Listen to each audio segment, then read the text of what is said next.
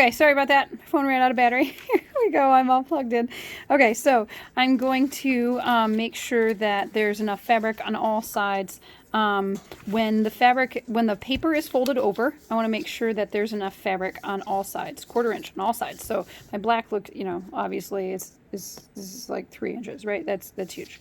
But I'm just, you know, whenever you do this, you're always again going to make sure that you have right sides together. So when I peel this back, I have the right side to each one. I'm using solid, so there's no right or wrong side. But then I'm going to open my paper. I'm going to keep everything nice and flat. And move it over to my workspace.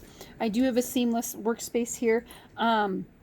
It allows me to be able to do that. But if you have to pick up your project, just pin it in place so that you can make sure that everything stays. Here we go. I'm just going to stitch all the way on that line from one side of the paper all the way over to the other side of the paper. So once that is done, I can open this back up. Whoops. And here is my perfectly pieced area. So I'm going to press that, make sure that that gets like a nice and sharp line. So I want to tug enough, but not too much to distort my stitching line.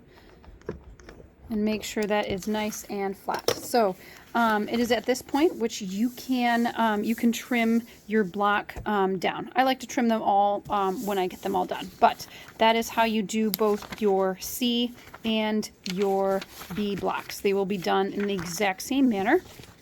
So when you take a look at your blocks, the finished block, you can see that they are, you know, in the same sequence. So since these blocks are symmetrical, if you do it, if you put the denim green on the same side of both of them, you can just flip it around and it will be alternating from the top to the bottom. So you don't have to worry too much about fabric placement in this particular block.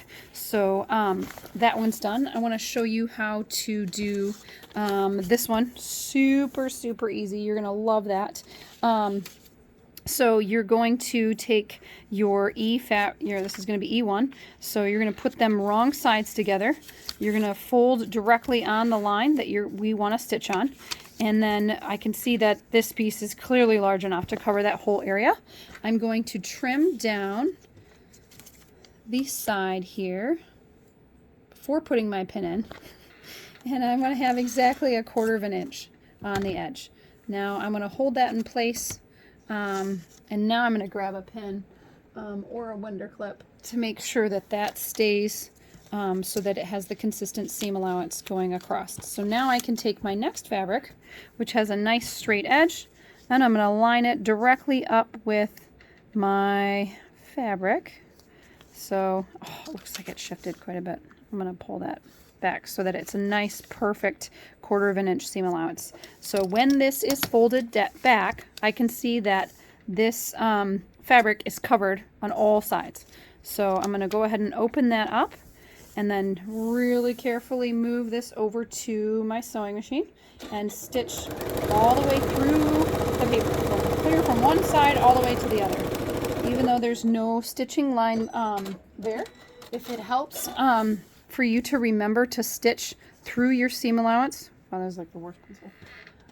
You can just grab a marker or a pen and just remind yourself to stitch all the way through the edges. So that would be right here, right here, right here. You're going to want to make sure that you stitch all the way through there. So use a ruler if you want greater accuracy.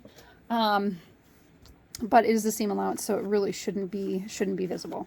Okay, so now that I have my block here,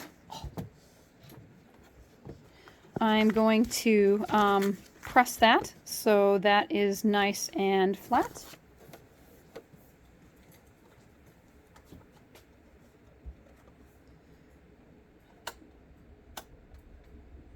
Oh, I lost power. Okay. It looks like my sewing machine lost power. It looks like I blew the breaker. Give me a second.